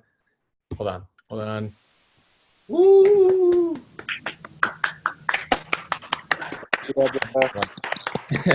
Thanks so much, Deborah. Okay, yeah. Anyone have any questions? Feel free to unmute yourself and just ask away. Sure. Can you guys hear me? Yes. That was an awesome presentation. I really, really appreciate all your efforts and your insights. As you noted, a lot of these sort of efforts have intersections in the regulatory and legal space. How are you guys working in parallel or not with the legal community around pushing progress? Yeah. And that's an excellent question, because I think there's an assumption that happens sometimes of like, oh, you know, like legal, like policymakers don't understand the tech, and then also on the tech side that like tech people don't understand the legal or policy ramifications of things. And that's mostly true. And it was true in my case. So both sides definitely have a lot of learning to do in order to be able to speak to each other. But I would say that we're at a point now, because we've all been having this conversation about facial recognition specifically, but about AI more broadly for a couple of years now. So I think now we have a little bit more common ground. And we're seeing that, you know, one thing that happens is that when you put out a paper, a lot of like sort of advisors to lawmakers will just take that paper and interpret it however they need to build their regulatory, you know, bill or whatever they need to do to get elected the next term. So we had a lot of situations initially where people would talk about gender shades and they would take the PPV benchmark and they would just be like, okay, this is the new benchmark. If you pass this benchmark, then you can do whatever you want with facial recognition. And we had to be like, wait, hold up, no, like, you know, this was just a demonstration of the limitations of the system. And then like, that's why we had to write the second paper, because we were repeating ourselves too often about the limitations of the work. So I think if you're hoping to do a lot of work with policymakers, one, make sure you're at as many tables as you can be. And even if that involves like working with municipal leaders or state leaders versus like federal leaders, I think that's still very important in order to pick up their language. And then the second thing too is be very clear about the role of your work in terms of how it connects to policy. So if you have a vision for how your work intersects with whatever policy goals, state that very clearly, because otherwise people will just take that work and interpret it however they wish. So that's something that we definitely learned from the process as well. And then I guess one last thing I'll say is that, you know, I mentioned at the end of the presentation that, you know, facial recognition is one of those things where when it doesn't work, it's really problematic. You can't access your iPhone, for example, or, you know, you're falsely arrested. So it's like, it's bad when it doesn't work, and there needs to be policy and regulation around functionality, around fairness, but it's also bad when it does work. And that conversation around like, when facial recognition is weaponized, conversation around like disclosing the use of facial recognition on particular people, you know, community participation when deciding to use facial recognition, that conversation is like way more complicated. So sometimes it actually helps to start with like, hey, this doesn't work, and then lead with that conversation, and then kind of follow up with a more nuanced, challenging conversation around like, oh, but it's weaponized and it's used systematically to surveil this population and this group. And we found that like following that process kind of led us to a situation where we're able to like, you know, champion bans and moratoriums and things like that. Okay, perfect. So that's awesome and super helpful. I actually am on the blockchain side of the house, and was an adjunct professor with the University New Hampshire School of Law, and educating you know, attorneys and legal professionals about blockchain and the uses, ethical use and policy implications of that. And so I was very, very sort of hopeful and aware that, one, the legal community is making more of an effort to get spun up on technologies that they're trying to build policy around, but also definitely hope this is happening on the AI side as well. So I'm seeing traction. Awesome. Yeah, thank you so much. Yeah, and we need a lot more translators like you as well, like people sort of in between trying to communicate across. Bridge the gap. Yeah, exactly, yeah. All right, thanks. Hi, I had a question. First, thank you so much for your presentation. It was really awesome. And I love the kind of transition of like starting from fairness and talking about representation, and then kind of moving to the aspect of like, well, inclusivity itself can be problematic. And if we're thinking about it from like, and you know, I think you didn't use those words maybe explicitly, but I understood it as like, if we're working for justice, that's different from just working towards like fairness. The question that I have, I guess, is like, as someone who's, you know, studied data science and now is here and like trying to do that kind of work, it sometimes feel like this doing data AI for social good is sort of almost feels like it's limited to critiquing algorithms that already exist. And I was wondering if you had any thoughts on that, on just like that aspect of like what it means to then just be reactive. And then also, do you see other places where it seems like AI for social good actually exists in a different form? Yeah, that's awesome. I really love that. And I think it took me a while to like see my work as even being under the, like even adjacent to AI for social good. Cause I was like I mentioned at the beginning, like I used to call it like, we discover AI for social bad, like we like find the bad guys. And it was this very adversarial kind of dynamic. But like I mentioned in the last slide, you know, what it means to do this work for good doesn't necessarily involve building new AI systems, but it can also involve critiquing them and even working towards sort of abolishing certain systems. You know, I think that first point that you made about it being reactive is something that I reflect on a lot, where do we always have to be sort of critiquing and tearing things down in order to identify these risks or these challenges with respect to building these technologies? Can we also work in a more sort of productive space? And there was this workshop that I was very involved in, and you might be interested in this work as well. We did this workshop at ICML, which is the International Conference for Machine Learning. And it's called PAML, so Participatory Approaches for Machine Learning. And I don't know if I can share a link or something to it, but it was pretty much a way for us to try to move towards like, okay, well, we understand that the power imbalance in these systems is a huge issue.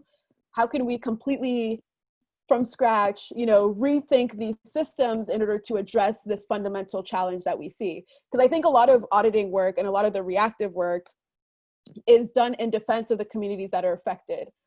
There's a great story that I've heard from Tawana Petty, who leads this group called the Detroit Community Technology Group. And they were initially founded as a group to like give laptops and internet access to low-income families in Detroit. But then Detroit is, you know, a city that has embraced facial recognition for surveillance purposes. And the group kind of pivoted into this advocacy role against facial recognition. And it was definitely a reactive situation, but it was for the protection of their own community. So I think there's a lot of people in that mode right now where they're reactive for the sake of protecting a community that they care a lot about, that they don't see, you know, policymakers protecting actively. So they need to play that advocacy role and shift into that space. But that being said, I think there's definitely, when you do that and when you have enough of that critique work being done, which I think at this point, there's been a lot of critique work that's been great, that's pointed out very specific issues. You know, for example, we often hear the power dynamic in AI is problematic.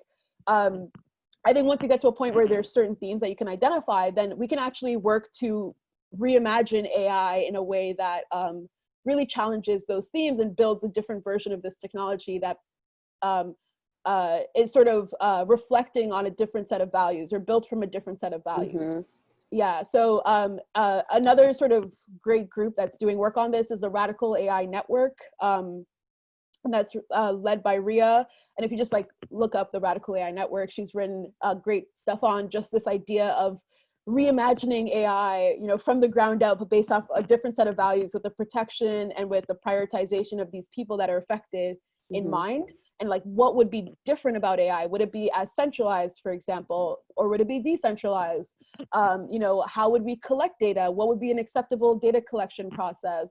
How would we label data? Who would label data? Like all of these questions that I think we take for granted, really reimagining that. And it's actually a weird parallel too to like the abolitionist movement with like prison reform and police reform, where part of that abolitionist movement is not just to like get rid of police, but it's also to like completely reimagine what it would mean to have an institution that actually protects the community versus endangers them further. Yeah, I guess my, well, I'm gonna look into the organizations that you mentioned, and I think that's awesome. I guess my concern is just sort of like, it's hard when most of the people doing it for social good, even if it's, let's say, participatory, are people in like tech or are data scientists whose careers might be dependent on building algorithms. I think it's different if it's like academics or nonprofits, you know, coming from that realm versus, I guess, people in industry. But I think that's like I guess that's a tension that's still going to be there for a while. Yeah, and this is something I mentioned in the presentation around responsibility as well, where there's always, you know, people just want to rush to put something out. And sometimes forget about their responsibility with respect to that. And I think it's really hard in tech because the quicker you do something, the more money you get, pretty much. So there is that tension that definitely exists. Thank you. And I think there's a question in the chat, by the way. Yeah, there's a couple questions in the chat. Thanks, Fatima, for pointing those out. Real quick, the call is scheduled until 8. I don't know what happens after 8. I hope that it doesn't cancel itself or hang itself up. But we'll see what happens. Okay, we can do this one more and then we'll see. Yeah, so there's one question in the chat from Maria. I think you can open up the chat, Deb, and check it out. So Maria, is it the last one? Yeah, the Okay, latest cool. question. Yeah, it says, so a common problem in Latin American countries is their insufficient tools for data collection. So most of the models that are built there use these popular data sets, which are biased. Yeah. Do you have any thoughts on how to address this issue or point to some work currently done on this? Yeah, so I just want to make sure that I understand the question. So are you saying that there's not a lot of data that represents sort of like Latin American countries, and because of that, because they're underrepresented in sort of media, it's very difficult and challenging to use anything other than the popular data sets? Is that the question? I don't know if Maria can speak or if she can comment. Okay, well, that's like how I'm gonna interpret it, sorry. That's how I'll interpret the question. Yeah, she says, yeah, that's right. Okay, yeah, cool. Oh yeah, especially indigenous communities. Yeah, that's for sure an issue. Yeah. So I think there's a couple of things that people are doing with respect to that idea of underrepresentation. And there's a great paper, and if we were talking casually, I would just like look it up and get it for you. But there's a great paper from researchers at Microsoft that talks about the different types of data set bias, and one, like, issues with respect to sampling where, more diverse data is available. We just don't build data sets that we just take the default and we don't think consciously about the diversity of the data sets that we build. And then there's other issues, such as the one you mentioned, where it's actually more difficult to get data from a particular population. So one way in which that's addressed is this idea of oversampling or undersampling, where we look at an example once in order, more than once, from a particular subgroup in order to train the model. And what it pretty much means is that you sort of look at a training example from a particular underrepresented group more than once, or you undersample an overrepresented group, sorry, in order to sort of train a model that, when tested, performs equally for the different demographics that you've identified. And then other issues or other ways that I've seen it done, a community you might want to look into is this ML4D, so machine learning for the developing world. And they often have like workshops at NeurIPS or ICML, again, these like big machine learning conferences. And I've sort of read a lot of their work, and they deal with this issue a lot. So they often, if you're working on applications for like African countries, for example, they have a similar issue of not enough data. And what they actually do is that they completely scrap deep learning and they work with different algorithmic approaches that sort of are better suited for sparse data sets, or data sets where you only have maybe one or two examples. And I think they've had a lot of success with respect to doing that, just minimizing the data requirement and the resource requirement for building the models.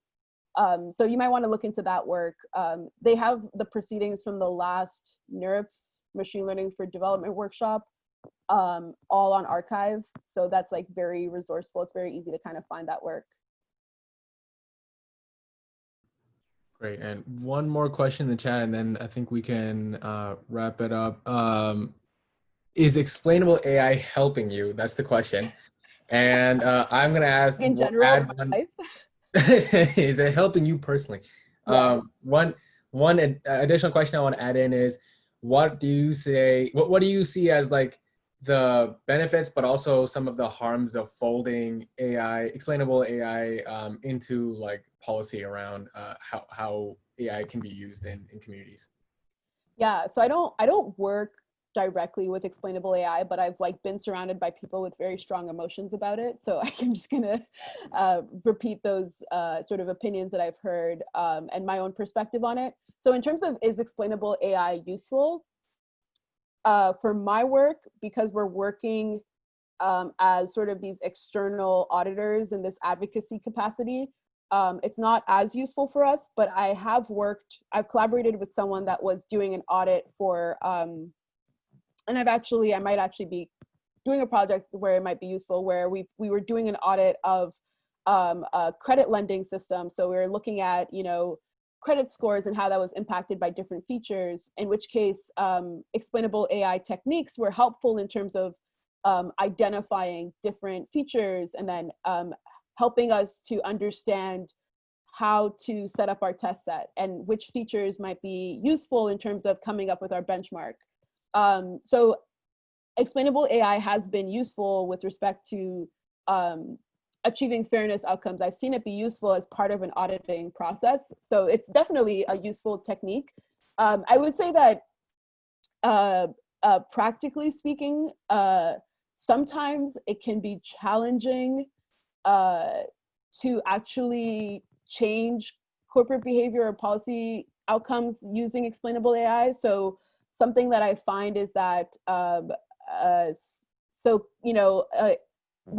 especially when dealing with a lot of policymakers from like Europe or the UK, where they have to deal with GDPR, which is the General Data Protection policy in the UK, and which has a great emphasis on explainability, or this idea of the right to know or the right to understand the decision-making process for your system. So when I talk to a lot of people coming in from that policy context, they care a lot. They usually talk a lot about explanations, and they think that explanations are this very useful thing to communicate to users. If the user understands the internal process through which their decision is made, then everything is good. Whereas a lot of the actual failures of the system are a result of poor engineering practice. So the fact that no one actually wrote down where the data came from, there's huge data provenance issues, or no one actually has a full taxonomy of the data set, or nobody tested for fairness and nobody recorded the results, or no one even recorded the hyperparameters. So it's it's a completely irreproducible model.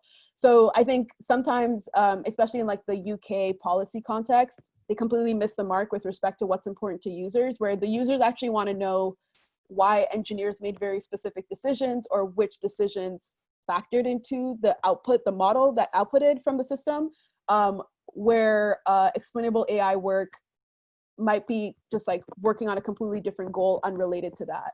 I would say another thing too is that there was a project from one of my friends at OpenAI, not OpenAI, Partnership on AI, Umang Bhatt, and he wrote this study where they they embedded themselves in different companies, and they try to ask, what is explainable AI techniques, this technique versus that technique, is it useful for what you want to do? And what they found was that, a lot of these companies that are actually making use of explainable AI tools, think of like IBM's Explainable 360 tool. A lot of people making use of those tools internally would use it as a debugging tool, as an engineering debugging tool. And it would actually very rarely actually lead to communication to the users, the end users, which is the policy outcome that people are trying to get to. So there's this weird discrepancy between the research that's happening and what policy people think explainable AI is, and what users actually want.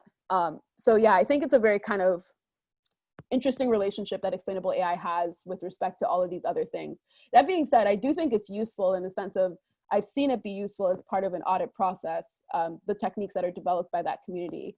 I just think that sometimes there's a misunderstanding of what it actually does and how it actually affects things, where it's much more useful as a debugging tool as part of an engineering process than it is as a way to communicate any results to end users. I have yet to see it be used for that purpose, even though policy-wise, that's the assumption of how it's being used. So it's very weird. So yeah, I don't know anyone that's working in that space, but I think that, yeah, it's definitely, they're in a weird situation as a community. Awesome. Thanks so much for the great presentation, Deb. And thanks everyone for tuning in today. We'll make sure that the slides and the recording and everything and the code exercises and solutions and whatnot are sent out. And we'll send out another link as well for next week. So thanks again, everyone, for coming. And hopefully we'll see you next week for the NLP workshop. Sounds Thanks, good. All right. Take care. Bye. Everyone. Bye, Deb.